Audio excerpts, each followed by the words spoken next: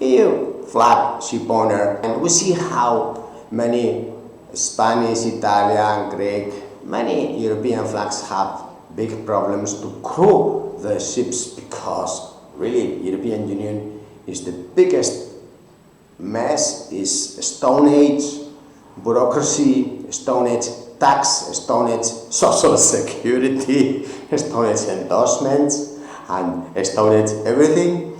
Indeed, some countries like Latvia have rating to officer training systems, ex-UK. Thank you very much. That's why I studied at all university.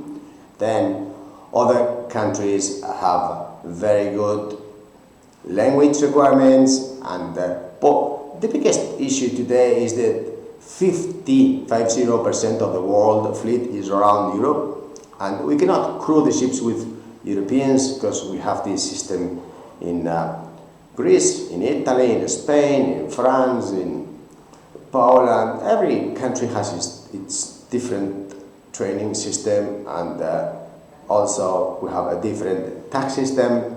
Thank you very much, Estonia. Recognizing zero tax for Estonia flag seafarers is huge. Recognizing the flag zero tax is huge.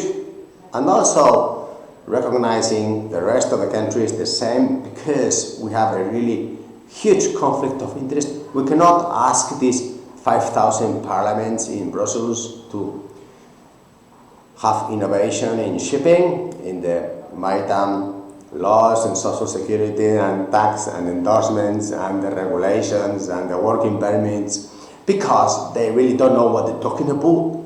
So then perhaps it's better, happens the same as USA, out and then sell the buildings so we can have young people having a home. But meanwhile, it is a huge issue to have these European flags, and you cannot defend the flag if you do not have the seafarers, and 160,000 seafarers and growing in Candina database, mostly local Europeans. So please, if you have this issue that you wish to defend your flag but you cannot, contact us, because perhaps before Christmas Santa Claus is here and we can help with our database. You don't lose your flag, and therefore keep the policy straight for the long term. Thank you. Bye.